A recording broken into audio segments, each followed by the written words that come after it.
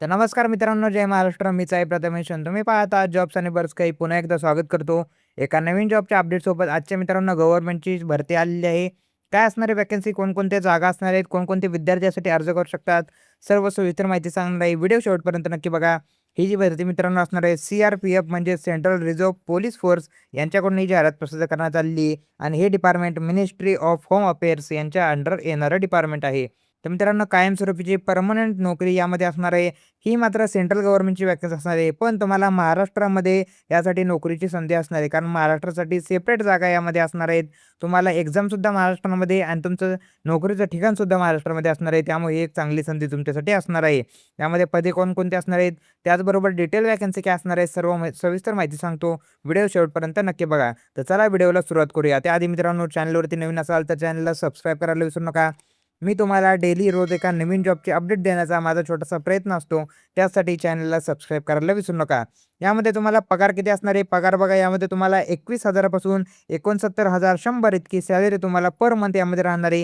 ही basic पे असणार आहे. त्याचबरोबर तुम्हाला इतर अलाउन्ससुद्धा दिले जाणार आहे. त्यामुळे सॅलरी मित्रांनो चांगली असणार आहे. त्यामुळे या पदांसाठी तुम्ही पात्र होत असाल तर नक्की अर्ज करायला पाहिजे. यामध्ये टोटल ज्या जागा असणार आहेत 9,175 या टोटल जागा असणार आहेत. जागांची संख्यासुद्धा जास्त असणार आहे. त्याचबरोबर यामध्ये जवळपास वेगवेगळे 17 ते 18 कॅटेगरीचे वेगवेगळे पदे यामध्ये असणार आहेत. ते सुद्धा पुढे व्हिडिओमध्ये तुम्हाला सांगतो. आता महाराष्ट्रासाठी किती जागा असणार आहेत ते तुम्हाला बघूया. यामध्ये मित्रांनो पदे बघा वेगवेगळी जवळपास 17 वेगवेगळी ट्रेडची पदे यामध्ये असणार आहेत. इथे ट्रेडची नावं त्यांनी सविस्तर मेन्शन केली आहे. जसं की ड्रायव्हर, कुक या सर्व पदांसाठी, माळीसाठी, त्याचबरोबर इथे बघा पेंटर, मोटर मेकॅनिक, व्हेइकल, त्याचबरोबर टेलर असे विविध पदे यामध्ये असणार आहेत. ही पदांची PDF मित्रांनो आपल्या टेलिग्राम चॅनलवरती अवेलेबल करून देतो. तिथे तुम्हाला ही टेलिग्राम चॅनलवरती सविस्तर PDF मिळणार आहे. ही PDF एकदा अर्ज करण्यापूर्वी ही PDF एकदा सविस्तर तुम्ही वाचून घ्या. यामध्ये मित्रांनो टोटल व्हॅकन्सी कशा असणार आहे ते बघूया. यामध्ये इथे बघा महाराष्ट्रासाठी किती व्हॅकन्सी असणार आहे. तर मित्रांनो महाराष्ट्रासाठी 680 या टोटल व्हॅकन्सी महाराष्ट्र राज्यासाठी असणार आहे. त्यामुळे ही मोठी भरती असून तुम्ही या पदांसाठी अर्ज करणे गरजेचं असणार आहे. त्यानंतर ह्या ज्या 680 व्हॅकन्सी मित्रांनो असणार आहे, त्या मेलसाठी व्हॅकन्सी असणार आहे. त्याचबरोबर फिमेलसाठी किती व्हॅकन्सी असणार आहे ते बघा. महिलांसाठी यामध्ये टोटल ज्या व्हॅकन्सी असणार आहे 79 या महिलांसाठी टोटल व्हॅकन्सी यामध्ये असणार आहेत. आता आपण बघूया यासाठी वयोमर्यादा काय लागणार आहे. यामध्ये मित्रांनो कॉन्स्टेबल ड्रायव्हर हे जे काही पद आहे, या पदासाठी वयोमर्यादा जी असणार आहे ती असणार आहे 21 वर्ष कमीत कमी आणि जास्तीत जास्त 27 वर्ष ही वयोमर्यादा कॉन्स्टेबल ड्रायव्हर या पदासाठी असणार आहे. त्याचबरोबर इतर जे काही बाकीचे पदे आहेत त्या पदांबाबत सुद्धा माहिती ते नावे त्यांनी मेन्शन केली आहे. या सर्व पदांसाठी 18 ते 23 वर्ष वयोमर्यादा तुम्हाला लागणार आहे आणि या दोन्ही वयोमर्यादा मित्रांनो ओपन कॅटेगरीसाठी असणार आहे. इतर जे काही कॅटेगरी आहे त्यांना वयामध्ये सूट दिली जाणार आहे ते तुम्हाला सांगतो. इथे बघा SC/ST कॅटेगरीसाठी 5 वर्षाची वयामध्ये सूट असणार आहे. OBCसाठी 3 वर्ष, एक्स सर्व्हिसमॅनसाठी 3 वर्ष अशी वयामध्ये सूट दिली जाणार आहे. त्यानंतर आता सर्वात महत्त्वाची गोष्ट म्हणजे एज्युकेशन क्वालिफिकेशन काय लागणार आहे. शैक्षणिक पात्रता यामध्ये काय असणार आहे, तुम्ही यासाठी पात्र आहात की नाही ते बघून घ्या आता. आता मित्रांनो ड्रायव्हर हे जे पहिलं पद आहे यासाठी तुम्हाला 10वी पास लागणार आहे. मिनिमम मॅट्रिक्युलेशन दिलं आहे म्हणजे 10वी वरती तुम्ही यासाठी अर्ज करू शकता. त्याचबरोबर टेक्निकल क्वालिफिकेशन काय लागणार आहे, तुमच्याकडे heavy transport vehicle driving licence असणे गरजेचं असणार आहे. अर्थातच मित्रांनो ड्रायव्हर या पदासाठी भरती असल्यामुळे तुमच्याकडे लायसन हे कंपल्सरी यामध्ये लागणार आहे.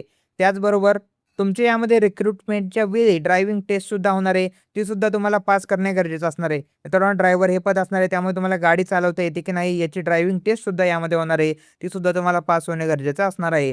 त्यानंतर मेकॅनिक मोटार व्हेइकल हे जे काही पद असणार आहे त्यासाठी एज्युकेशन क्वालिफिकेशन बघा. मिनिमम मॅट्रिक्युलेशन म्हणजे 10वी लागणार आहे किंवा 10वी क्लास +10+2 एक्झामिनेशन म्हणजे इथे 10वी असेल त्याचबरोबर तुमची 12वी असेल. 10वी वरती सुद्धा अर्ज करू शकता, 12वी वरती सुद्धा यासाठी अर्ज करू शकता. आता टेक्निकल क्वालिफिकेशन काय असणार आहे ते आपण बघूया. Possessing 2 years industrial training institute ITI certificate म्हणजे तुमच्याकडे ITIचं सर्टिफिकेट मेकॅनिक या ट्रेडमध्ये असणे गरजेचं असणार आहे. त्याचबरोबर तुम्हाला 1 वर्षाचा practical experience in the field तुम्हाला लागणार आहे. म्हणजे मेकॅनिक फील्डमध्ये 1 इयरचा प्रॅक्टिकल एक्सपिरियन्स सुद्धा तुम्हाला यामध्ये लागणार आहे. म्हणजे याची टोटल जी शैक्षणिक पात्रता असणार आहे ती बघा 10वी प्लस तुम्हाला ITI यामध्ये लागणार आहे. ITI झाल्यानंतर तुम्हाला 1 इयरचा एक्सपिरियन्स सुद्धा यामध्ये लागणार आहे.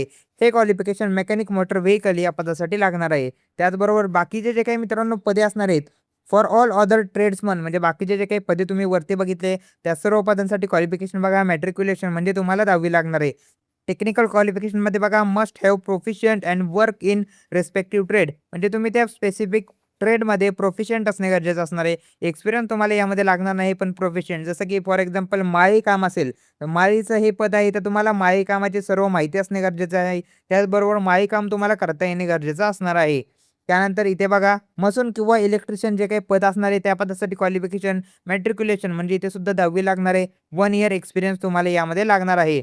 इलेक्ट्रिशियनचा 1 इयर एक्सपिरियन्स तुम्हाला यामध्ये लागणार आहे. त्याचबरोबर preference will be given to the those having certificate trade in the recognised institute training. म्हणजे तुमच्याकडे आय-टी-आयचं जर सर्टिफिकेट यामध्ये सुद्धा असेल, म्हणजे इलेक्ट्रिशियनचं आय-टी-आयचं सर्टिफिकेट असेल, तर तुम्हाला प्रेफरन्स दिला जाणार आहे. हे कंपल्सरी नसणार आहे, पण असेल तर तुम्हाला प्रेफरन्स मिळणार आहे. तर अशा प्रकारे सर्व पदांसाठी एज्युकेशन क्वालिफिकेशन असणार आहे. एज्युकेशन क्वालिफिकेशनबाबत कसलाही डाऊट असेल, कमेंट सेक्शनमध्ये नक्की कमेंट करा. तिथे तुम्हाला सर्व डाऊट तुमचे क्लिअर केले जाणार आहे. त्यानंतर बघा हाऊ टू अप्लाय अर्ज कसा करायचा आहे. मित्रांनो अर्जाला सुरुवात होणार आहे 20 तारखेपासून. 20 एप्रिल 2026 पासून ऑनलाईन ॲप्लिकेशनला सुरुवात होणार आहे. त्यावेळी आपल्या चॅनलवरती तुम्हाला अपडेट दिली जाणार आहे. त्यासाठी मित्रांनो चॅनलला सबस्क्राईब करणे गरजेचं असणार आहे. त्याचबरोबर शेवटची जी तारीख असणार आहे मित्रांनो, ते असणार आहे 19 मे. 19 मे 2026 या तारखेच्या तुम्हाला ऑनलाईन पद्धतीने यासाठी अर्ज भरायचा आहे. अर्जाची लिंक असणार आहे, ती सुद्धा लिंक तुम्हाला तुमच्यापर्यंत पोहोचवली जाणार आहे. त्यासाठी चॅनलला सबस्क्राईब करा. त्याबरोबर एक्झामिनेशनची फी बघा, ₹100 एक्झामिनेशन फी असणार तुम्हाला प्रत्येक पोस्टसाठी. ईच पोस्टसाठी ₹100 एक्झामिनेशन फी असणार आहे. त्याचबरोबर एस-सी कॅटेगरी, एस-टी कॅटेगरी आणि फिमेल कॅटेगरीसाठी, त्याचबरोबर एक्स सर्व्हिसमॅनसाठी कोणत्याही प्रकारची फी नसणार आहे. ही एक चांगली बाब असणार आहे आणि ₹100 ही ओपन कॅटेगरीसाठी फी असणार आहे. त्यामुळे या पदांसाठी तुम्ही पात्र होत असाल तर नक्की अर्ज करू शकता. तर मित्रांनो यामध्ये तुमचं सिलेक्शन जे असणार आहे 5 ते 6 स्टेपमध्ये तुमचं फेजमध्ये वेगवेगळ्या सिलेक्शन असणार आहे. यामध्ये पहिल्या फेजमध्ये तुमची फिजिकल एफिशियन्सी टेस्ट होणार आहे. या टेस्टसाठी त्यांनी सर्व माहिती इथे खाली दिलीच आहे. याची लिमिट काय असणार आहे, त्याचबरोबर मेलसाठी लिमिट किती, फिमेलसाठी लिमिट किती, सर्व माहिती सविस्तर प्रोव्हाईड केलेली आहे. ही टेस्ट तुमची झाल्यानंतर तुमची फिजिकल स्टँडर्ड टेस्ट म्हणजे पी-एस-टी होणार आहे. यासाठी तुमची हाईट किती लागणार आहे, चेस्ट किती लागणार आहे, ते सुद्धा मेन्शन केले आहे. पुरुषांसाठी मेलसाठी तुम्हाला 170 सेंटीमीटर हाईट लागणार आहे. फिमेलसाठी 157 सेंटीमीटर हाईट तुम्हाला असणे गरजेचं असणार आहे. त्याचबरोबर हाईटमध्ये सुद्धा तुम्हाला अकॉर्डिंग टू कास्ट रिलॅक्सेशन दिले जाणार आहे.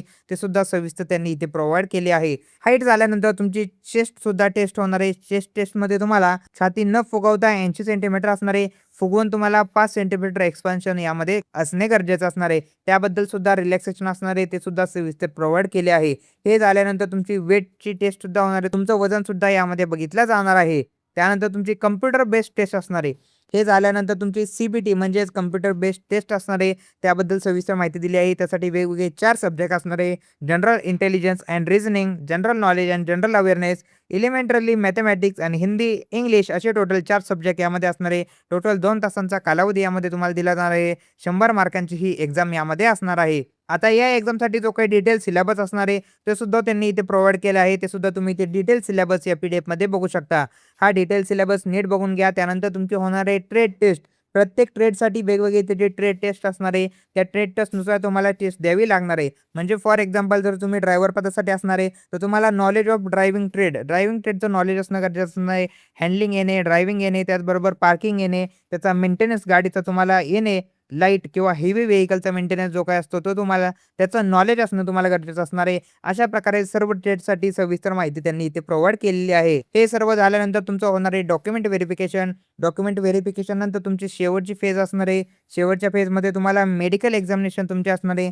जेव्हा तुम्ही मेडिकल तुमचे एक्झामिनेशन क्लिअर कराल, त्यानंतर तुमचं फायनल सिलेक्शन यामध्ये असणार आहे आणि अशा प्रकारे तुमचं एक्झामिनेशन यामध्ये असणार आहे. त्याचबरोबर मित्रांनो हे जे काही सिलेक्शन मोड ऑफ सिलेक्शन असणार आहे, त्याचं सेंटर सुद्धा महाराष्ट्रामध्ये असणार आहे. महाराष्ट्रामध्ये कुठे सेंटर असणार आहे ते त्यांनी इथे सविस्तर मेन्शन केले आहे.